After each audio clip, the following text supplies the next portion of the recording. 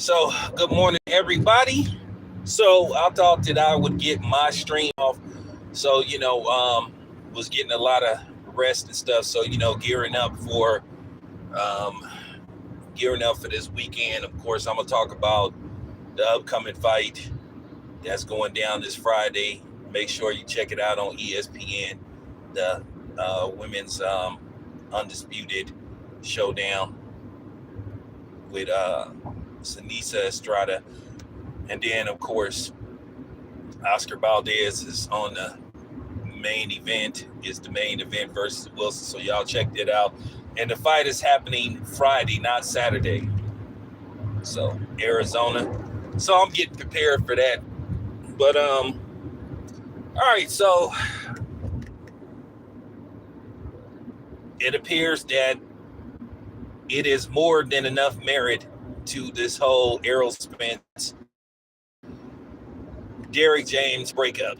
And it appears that it may get to the point to where lawsuits are involved. Now, let me tell you guys what I know so far, what I've heard. And you guys know that I'm pretty pinpoint and accurate with these type of situations. Now, I made some phone calls. I had heard about this. I heard that Errol Spence really hadn't talked to Derrick James very much since the Terrence Crawford fight.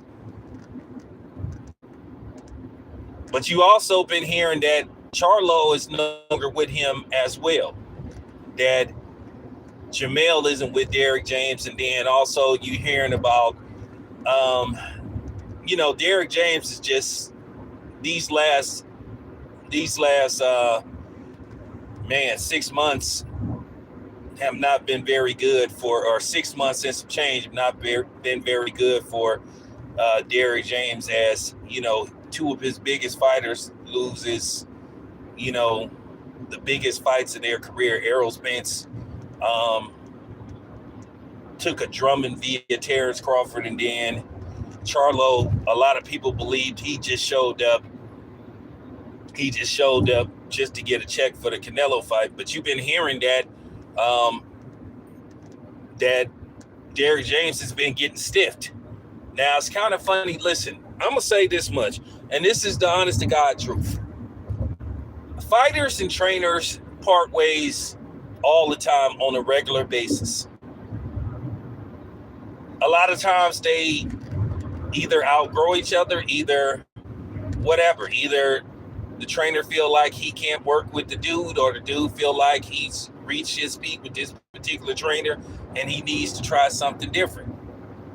But when you split up because you got a dude that's basically allegedly trying to stiff you out of money, that's just not a good look. And the funny thing is, you see this a lot, in particularly in our community, and I'm going to take it there.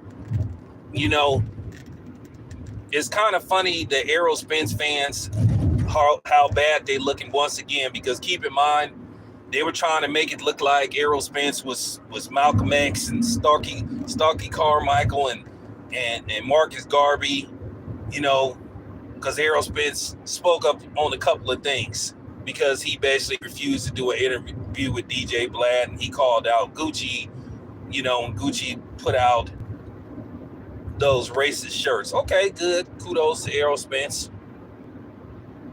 But the funny thing is, Errol Spence didn't say jack shit when those Jim Crow pictures of Jerry Jones showed up, with Jerry Jones at a Jim Crow rally. But the same people that was, making it look like Spence was the second coming of Malcolm X was the same people calling Terrence Crawford a sellout and calling him top ranked Toby and and all this stuff, and he on the plantation. But these dudes, they couldn't find their finger to push the record button and speak on this. They just got silent, and they basically showed themselves for the cowards and the frauds that they really are. And it was a lot of them doing that. So that's why, to a certain degree, I just was like, okay. And I just was like, okay. A lot of these dudes showing who they really are. But if this in case is what's going on, and Errol Spence is trying to stiff Derrick James out of money. That's just not a good look. That's just not a good look, and that's just cold-blooded. But, you know, what do you expect? When it pertains to us, we can never do right by each other. And it was kind of funny, man, when I was like listening to that Godfrey interview with Shannon Sharp, and he was spot on about a lot of things that he said pertaining to the black community. Black people always have this thing where they feel like they can do something to each other, and that's just pretty much it. Black people feel more comfortable screwing over another black person than they do somebody else. When it pertains to somebody else, all of a sudden, black people got all this compassion. You know, they got all this compassion. They be worried about making somebody upset, or they want to be in respect of their feelings. But when it pertains to a black person's feelings, or how they should be treated or shouldn't be treated, then all of a sudden it's with no hesitation.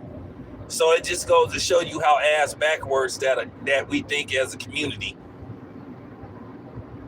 You know, that's real talk. We constantly sit up and get disrespected by people that don't look like us. You know, where you got the president who disrespected us on a regular basis, but then nobody wants to say nothing. But then they want to have selective memory of who they want to call out. Now, I'm not telling you who to vote for, but I'm just saying, you hear people talking about Trump this, Trump that, but Joe Biden has a blatant history of racism, but it got overlooked.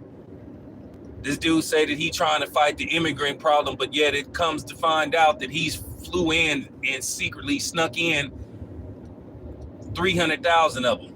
But you say that you trying to prevent a problem, but in all reality, you're causing a problem. Just like they were saying that they trying to end the war on drugs, but come to find out our United States government was bringing the drugs in and purposely targeting our community, using us as guinea pigs and pawns to distribute those drugs to our community. And then at the same time, when they've all used up, put them in jail. So there you have it. But we've been doing this to each other for a while. So, you know, but this needed to be said. If Errol Spence did that to Derrick James, that's just messed up. And it's just no way you can get it. It's just no way you can get around it. You can't make no excuses. But I know people gonna make excuses because that's what people do in our community. That's what we do. Make excuses.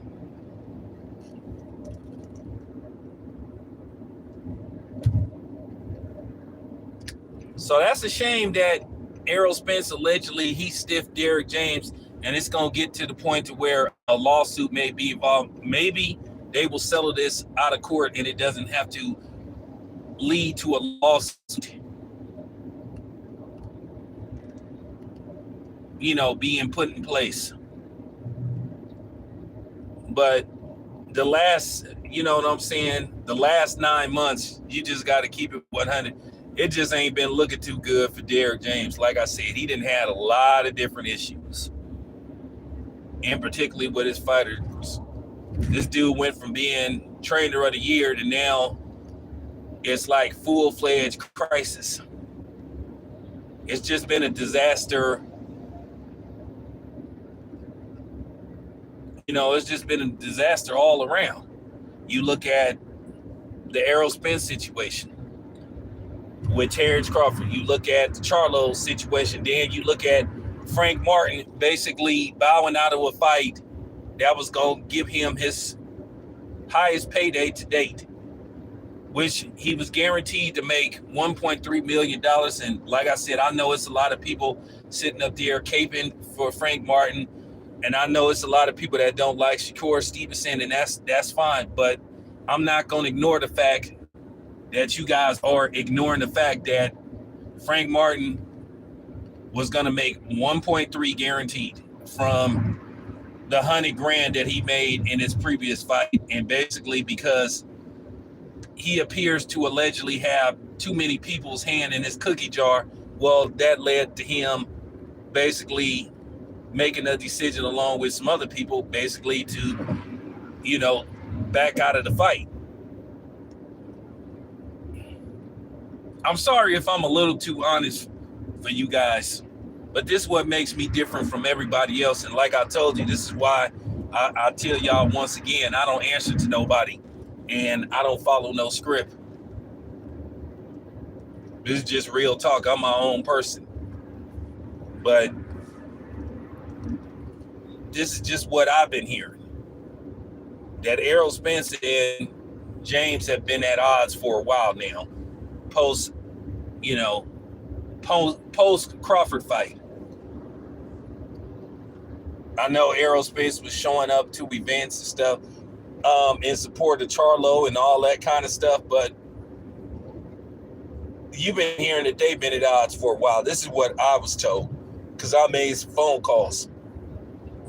But the lawsuit thing appears to be legit. The split appears to be legit. And this is what's going on because now, like I said, all these Errol Spence apologists that was trying to make it look like Errol Spence was super nigga, now they just looking stupid. They got an egg on their face and they trying to figure out how to get around this.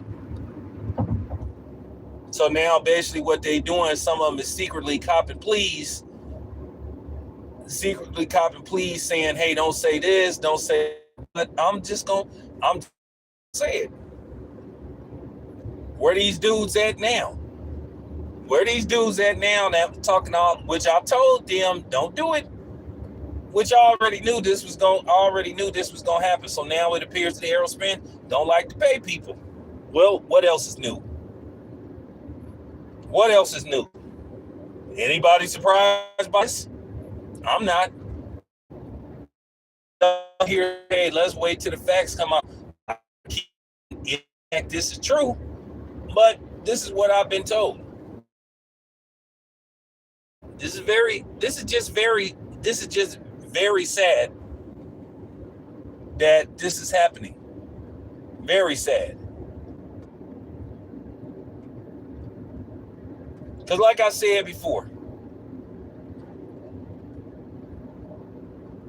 trainers and fighters, they part ways all the time.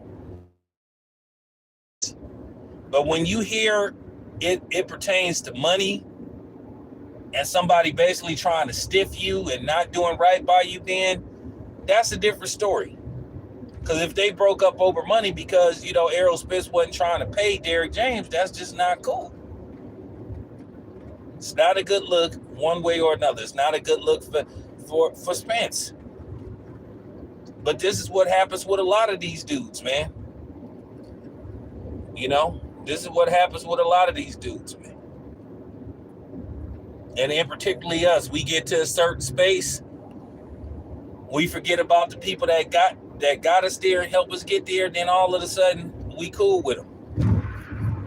Whether you like it or not, Derrick James helped Errol Spence become a pound-for-pound fighter. He had Derrick James had Errol Spence arguably in the conversation with being the best fighter on the planet. And for him to do Derrick James like that, if in fact that's true, not a good look on Errol Spence. You got to stop playing these games. So it's unfortunate to hear, but hopefully something gets worked out. Hopefully that they don't have to go to court, because at the end of the day, you don't want this to go to court, because a lot of times when these type of things go to court, then all kind of additional information get leaked out. And then, when it gets to the public, then we either going to have a different perception of how we view Errol Spence, and we could also have a different perception of how we view Derrick James. So hopefully they'll figure something out without them having to go to court. You've been hearing that Errol Spence may go train with Calvin Ford and him. which that'll be fine. But the question is, you have to even wonder like how Errol Spence is going to be whenever he does decide to return to the ring, because obviously, like I said before, you won't be seeing Errol Spence like you won't be seeing him anytime soon as we head into April. You know, because this is the last week of March. Like I said, we'll be lucky to see Errol Spence in July. If he can somehow make a speedy recovery and get back in the ring, at least by July, good for him. But probably in all likelihood, we won't be seeing Errol Spence till maybe end of summer, early September. But anyway, that's all I have to say about that. I'm out.